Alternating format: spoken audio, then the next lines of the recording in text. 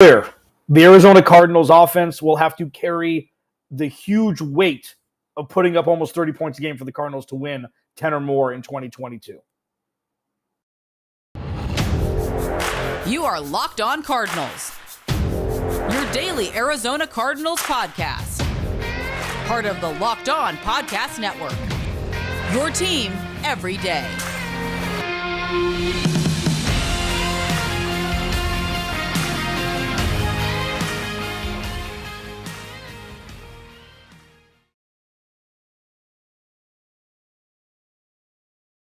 On Monday, follow me on Twitter at Clancy's Corner. Follow the podcast at Locked On AZ Cards.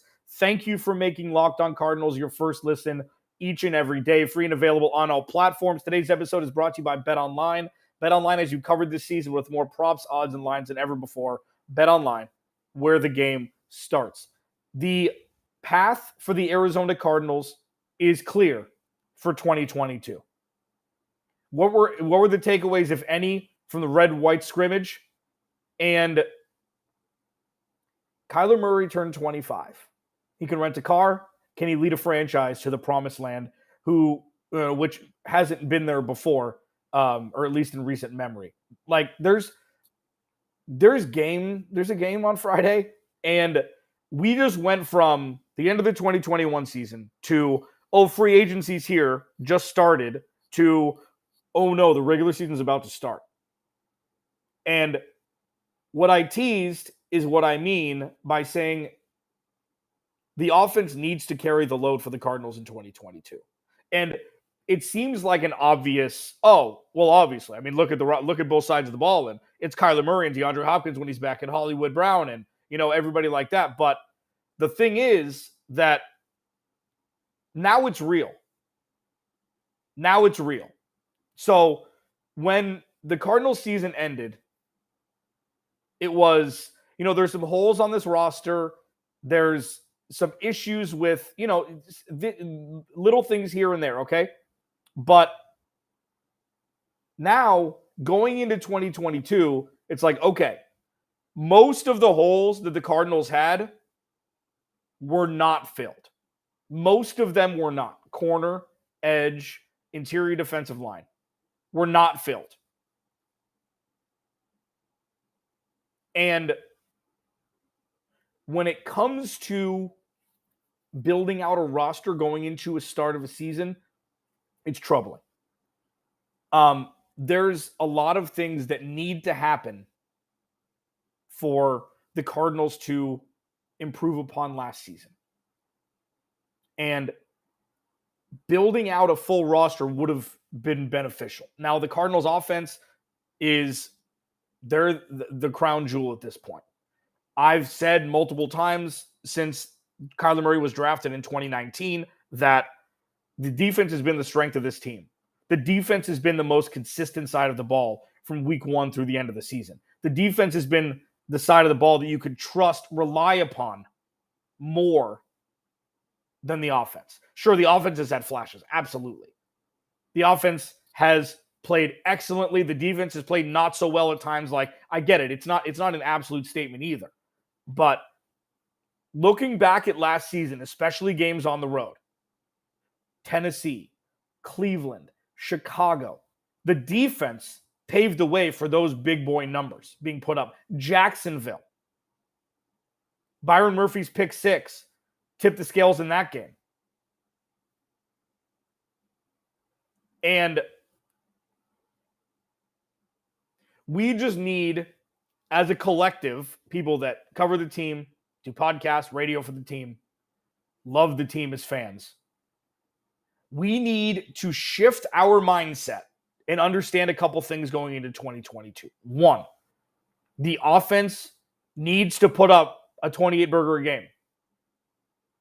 And it's equipped to do so, or as close to being as equipped to do so as since the inception of the Cardinals organization in Chicago. This offense, barring any sort of injury, is equipped to do everything on paper to put up 4 scores a game. Kyler Murray, Rodney Hudson's back. Hollywood Brown, DeAndre Hopkins, A.J. Green, Rondale Moore. And then you get Zach Ertz, Trey McBride, James Conner, Darrell Williams. Like, they've got all the weapons necessary. And yeah, maybe a little bit tough, especially for the first 3 weeks of the season when it goes Kansas City at home, Raiders on the road, and then Rams at home. We're going to find out what this offense looks like, even with DeAndre Hopkins on the shelf for the first 6 weeks. We're going to find out the B-level version of what this offense looks like right away. And then when DeAndre Hopkins comes back, he'll be able to fit in the mold wherever because he's DeAndre Hopkins and he's still one of the best receivers in the game. People are quick to forget how great DeAndre Hopkins is. DeAndre Hopkins is an absolutely elite wide receiver still. He's 30. He's not 50. And he never relied on his speed to become what he is now. So he may have a better curve towards, the other side of the pinnacle of his career in extending it, playing maybe the Larry Fitzgerald years, barring injury, because he's so good at creating space. Even though he's not the fastest guy on the field, he catches everything, and he always seems to get to where he wants to go, regardless of if he has blazing speed or not, which he doesn't, and that's not a bad thing. So the offense is there on paper to be able to put up 27 to 28 points a game, which should overcome the deficiencies on the defensive side of the ball, because this is not meant to sound negative. This is meant to sound truthful. The defense has 3 guys that you can absolutely trust to produce every week. You can trust Marcus Golden at this point. You can trust Jalen Ramsey. You can trust Jalen Thompson. You can trust Budda Baker. And I guess you can trust Byron Murphy because they don't really have an option. And this isn't this isn't negating anybody. Isaiah Simmons, question mark with great upside. Zaven Collins, question mark with great upside. J.J. Watt, question mark. If he stays on the field, he's still as elite as they come for somebody at his age. Like, there are people like Jason Pierre-Paul's balled out the last couple of years. They're the same age. Melvin Ingram, different position. He's been balling out, even though he's bounced around since leaving the Chargers. There are guys who withstand the test of time and, when healthy, are exemplary at their craft still, and J.J. Watt is one of them. The question mark for him is the injury concern. But the rest of the players on the defensive side of the ball, including the rookies, we need to see it. Zaven Collins, we haven't seen it. Isaiah Simmons, we have somewhat. The potency needs to skyrocket. But all in all, as of right now, Monday, August 8th, as we're looking at Cincinnati on Friday, that the Arizona Cardinals offense needs to be elite this season if they want to win 8 games, 9 games, 10 games. And there's still time left to fill out a little of this roster with some veteran talent, but it's still early and Keim time stuff, rearview mirror, baby. Alex Clancy, Locked On Cardinals. The red and white practice, red and white scrimmage was this past weekend. Are we I've gotten some crap by not talking about camp enough, and I understand. I mean, I get it. I understand that we want to hear the goings on of camp and what who could emerge as potential starters, who could emerge as potential, second guys off the bench. But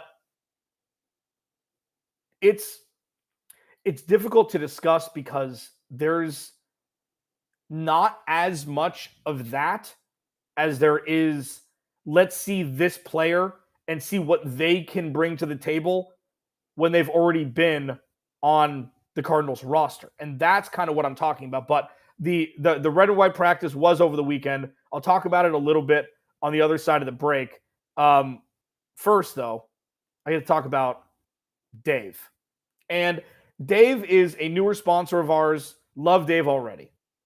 And when it comes to needing little cheese in a pinch, needing little cash in the pinch, whether you got a bill that just came up or you have a present that you have to buy for somebody's birthday and you didn't and you didn't account for it, you didn't have the money set aside, Dave will be able to help. If you're living paycheck to paycheck or struggling to make ends meet, it can be really stressful when unexpected expenses come up. And if you need to get out of a pinch and you don't know where to go, Dave can help. Hindsight's 2020. You can't change the past, but what if you could get a little help for your future self? I mean, that's really what we're looking for here. Dave's the banking app that can help you get up to $500 instantly with extra cash. That's more money to fill your tank, buy a wedding gift, or catch up on bills. You can finally tackle those expenses that have been stressing you out without any real hangups. There's no interest and no credit checks. So if you're in a pinch and need some extra cash, download the Dave app and think of it as a helping hand from your future self. Download the Dave app from the App Store right now. That's DAVE. Sign up for extra cash and get up to $500 instantly. For terms and conditions, go to dave.com/legal. Instant transfer fees apply. Banking provided by Evolve, member FDIC. All right. Second segment. Thanks for hanging out. I appreciate it. We made it. We made it. It's been a weird offseason. It's been a fun offseason. It's been clunky. But we do know at this point that the direction of the Arizona Cardinals is leaning on the offense to create wins. This is not a run the ball and play defense, a gridiron gang from what used to be football. This is new age football. Throw the ball a lot. Kyler Murray, in the center of attention, and let it ride, baby.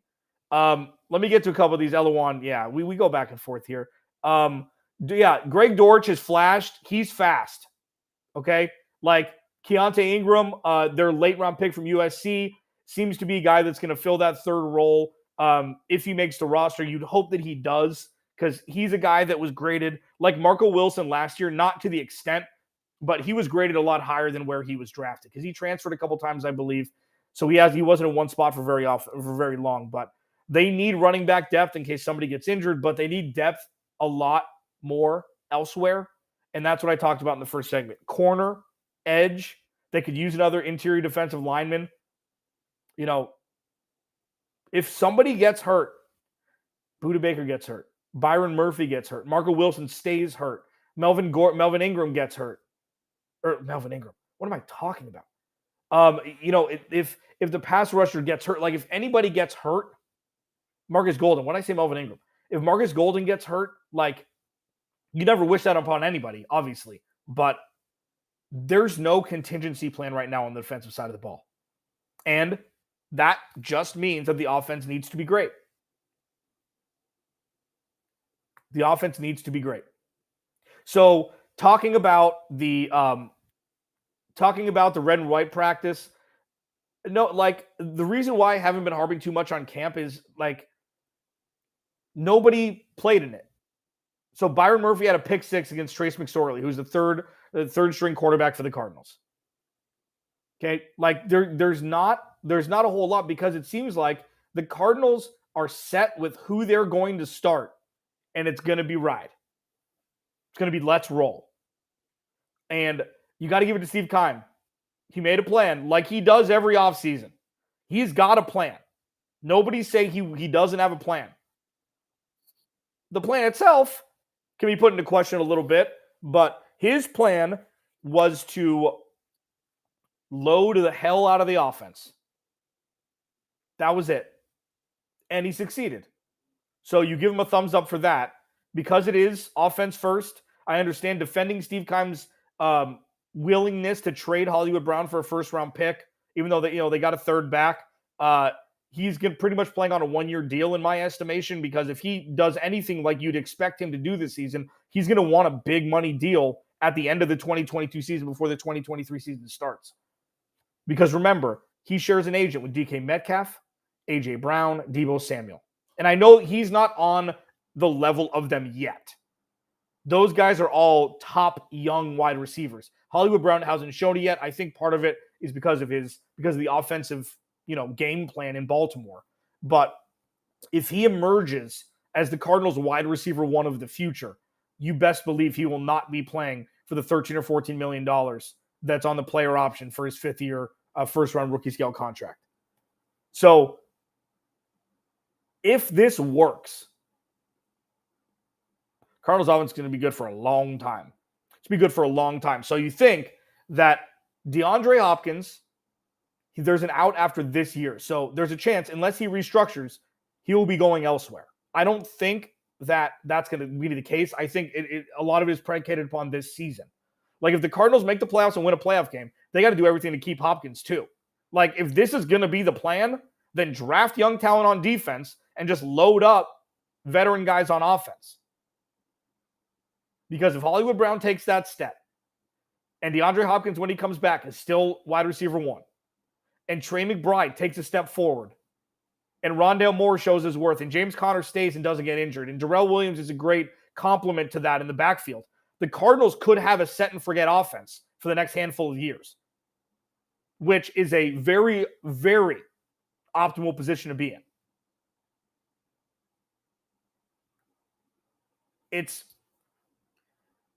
This roster isn't balanced anymore, and I don't think that's a bad thing.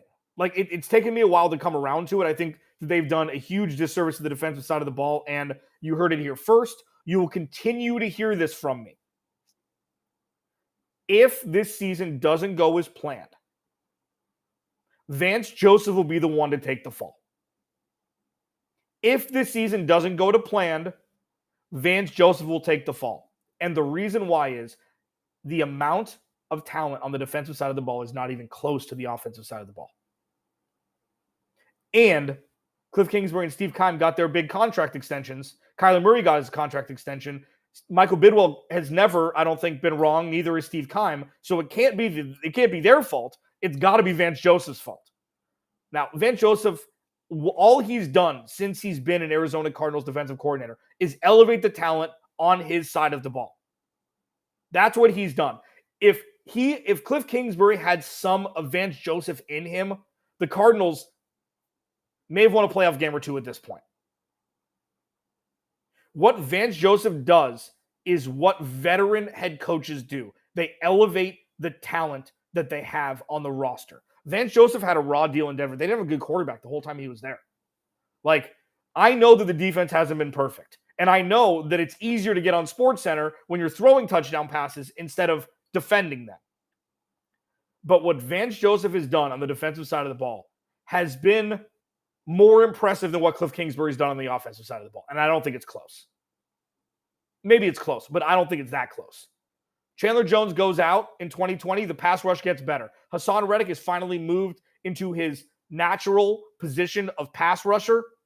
He goes and was leading the NFC in sacks for a large portion of last season, and now he got cheesed in Philly. Vance Joseph did that. The pass rush got better when their best pass rusher got hurt. The emergence of Budda Baker and Jalen Thompson, you can't give the coach credit for everything, obviously, but what Vance Joseph has done, and I completely went a different way in this segment. I'm sorry about that. Completely went a different way. What Vance Joseph has done is one of the more undervalued entities since Kyler Murray's been drafted, because it's always been look over here. Look over here. Look at what Kyler Murray. Look at Kliff Kingsbury. Ooh, they got DeAndre Hopkins. Oh, James Conner had 20 touchdown rushes last year. Oh, look, AJ Green's kind of emerged. Yeah, Rodney Hudson, great trade. All of those things like that. The defense has Budda Baker, Jalen Thompson. Byron Murphy showed flashes for the first half of last season, but when the pass rush fell off, so did he. And rightfully so. I mean, it's hard to defend wide receivers in the NFL. Isaiah Simmons, Zaven Collins, maybe the two guys, maybe they shouldn't have been drafted by the Arizona Cardinals. Got them anyways. Vance Joseph has done what he could with those guys. Look at what Jordan Hicks has done under the tutelage of Vance Joseph. And he was more advanced. Obviously, he's an older player, so he didn't need the coaching as much. But like, if this season goes awry and the defense ends in the bottom third, Vance Joseph will be the scapegoat, because it's a it's a self-fulfilling prophecy, because the defense hasn't been given what they've needed this offseason talent-wise. The offense 100% has.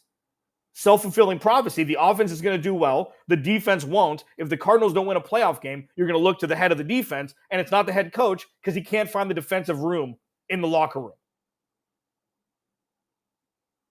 I hope that doesn't happen. I don't think it will. But if there is somebody that is going to be fired after this season, you better believe it won't be Kliff or Steve Keim. It'll be Vance Joseph, and that's a damn shame. Alex Clancy, Locked On Cardinals. Thanks for hanging live here. I'm just doing them live, during the offseason. Starting halftime of the Cardinals-Bengals game, I will be doing a live podcast for halftime. Bring your questions, bring your happy, bring your sad, bring your whatever. I will be here for you starting during the first preseason game through week 18. Every halftime, I will be here live on Twitter and YouTube. Follow me on Twitter at Clancy's Corner. Follow the podcast at Locked On AZ Cards. I do want to put a button on the red and white practice, and then Kyler Murray turning 25. We just need one more look at who the quarterback of the Arizona Cardinals is. Alex Clancy, Locked On Cardinals. Next. Bet Online. Bet Online is the fastest and easiest way to check in on all your betting needs. Find all your favorite sports and events at the #1 online source for odds, lines, and games. BetOnline continues to be the top online resource for all your sports wagering information, from live in-game betting, scores, and podcasts. They got you covered, man. They got everything for you. Head to the website today or use your mobile device to learn more about the action happening today. BetOnline, where the game starts. All right, final segment. Thanks for hanging. Alex Clancy, Locked On Cardinals. Please like, subscribe, YouTube channel. You can leave reviews if you want, wherever free and available, wherever you get your podcast. This is going to be an interesting season. This season is going to be the rip the Band-Aid off season. We're going to find out exactly what the entities that make up the Arizona Cardinals are made of. Kyler Murray, I don't think he has any pressure on him this year. He's shown enough to warrant the contract that he got. This wasn't like a reach. Like, people forget that he was the MVP candidate through the first half of last season. Yes, he had a part in the downfall. Yes, he missed a couple games. Yes, I get it. There's no perfect entity in sports. There's no perfect, Nadia Comaneci, okay? The only perfect entity in sports. Google it. Kyler Murray turned 25, okay? I posted a picture on my Twitter account at Clancy's Corner from the Arizona Cardinals Instagram page of him and DeAndre Hopkins laughing during camp, okay? I would like to implore people a couple things. I'm going to revisit something that I have implored people pretty much since Kyler Murray scrubbed his Instagram account and Eric Burkhart sent that dumb letter to the Cardinals. Don't compare Kyler Murray to anybody else for a couple different reasons. One, no other player is the quarterback of the Arizona Cardinals. One, that's the easy one. You can come back at me on that one. The second one is Kyler Murray has a skill set that no other quarterback in the NFL has. That's not saying that his skill set is better than others. It's different. He's not 6'5". He's not slow. Like, comparing Kyler Murray to Justin Herbert is a fool's errand. Comparing Kyler Murray to Patrick Mahomes is a fool's errand. Comparing Kyler Murray to Joe Burrow is a fool's errand because it doesn't matter. It's fun to debate with your buddies at a bar or something. It's for sure super fun to debate. But in real life application sense, you can't compare, in my opinion, Kyler Murray to anybody as it pertains to a contract. And if you're going to, a year from now, Kyler Murray is going to look like a steal when Joe Burrow gets his, a jet or whatever. He'll get a $300 million yacht as a signing bonus. Who knows how much money is going to be in these contracts at that point. Please don't compare Kyler Murray to any other quarterback, because when you're talking about the Cardinals specifically, of course, have the debate. It's fun. Would you rather have Justin Herbert or Kyler Murray to start an organization with? Things like that? Absolutely. And number two, I implore you to go into 2022 with an open mind as it pertains to Kyler Murray's leadership capabilities. And the reason why I implore you to do that, is he likes video games, okay? He's not the first 25-year-old to like video games. That's one. He's not a huge rah-rah guy, okay? Just because people are quiet doesn't mean they're dumb. Just because people are quiet doesn't mean they're not good leaders. It's something in our society where it's like if somebody's not just spouting off, talking all the time, then they're either dumb or not a good leader. Like, I don't understand it. It's completely irrational. But he has shown absolutely that he's a work in progress. And I'd be the first one to say that. He's working at the natural progression of what a young quarterback should work in going into his fourth season. There's a rookie scale contract to on purpose. You're supposed to play like a rookie for the majority of it, or, growing into your role as an elite quarterback in the NFL. Sometimes it takes a couple years. And that's not only on the field stuff. It's sideline demeanor. It's how demonstrative you are. It's showing your leadership qualities in the locker room and elsewhere. But just because he doesn't fit the mold of what a good leader looks like during the history of the NFL doesn't mean he's not already or not going to become one. Brett Favre didn't want to have anything to do with Aaron Rodgers. Joe Montana didn't want to have anything to do with Steve Young. Are they good leaders? They're looked at as some of the best, even though Aaron Rodgers has chosen himself a million times out of a million over the last couple years as it pertains to the team worth or him. Like, these are not massive issues when it comes to Kyler Murray as a leader. He is a young, more introverted than extroverted star quarterback that is still trying to figure out everything, to get to the point of knowing everything. Like, he's still trying to figure it out, what kind of quarterback he's going to be. And this seems like fluff. This seems like defending. It's not. It's looking at the situation at hand and me imploring people to be like, you know what? Maybe this instant satisfaction isn't the best thing for a mindset as it pertains to an NFL organization. Or, we're talking NFL, so an NFL organization. It's going to take some time. It's taken 3 years. He's gotten exponentially better from year to year. What do you think? He's just going to get worse this year? Like, this is his year. The only quarterback I compare him to is Josh Allen. I compare him to Josh Allen for different reasons than contract or skill set or things like that. I compare them because Josh Allen shouldn't be able to do what he does in his body type. He just shouldn't. Kyler Murray should not be able to do what he does with his body type. And it's flipped because, Kyler Murray's got an absolute cannon, for those that forgot. Josh Allen, definitely absolute cannon also. But his ability to move, Josh Allen moves like Lamar Jackson at times. Not as fast, but he's just so smooth when he's running the ball. And it's like, how did you're big. How do you do that? And then Kyler Murray, when he has 2 6'3" guys running at him, and he just floats this beautiful 35-yard bomb over Christian Kirk's shoulder on 4th and short. It was either 3rd or 4th and short, and Christian Kirk waltzes into the end zone. It's like, how the hell are you supposed to, how do you do that? That's why I compare those two. Don't compare him to other people, please.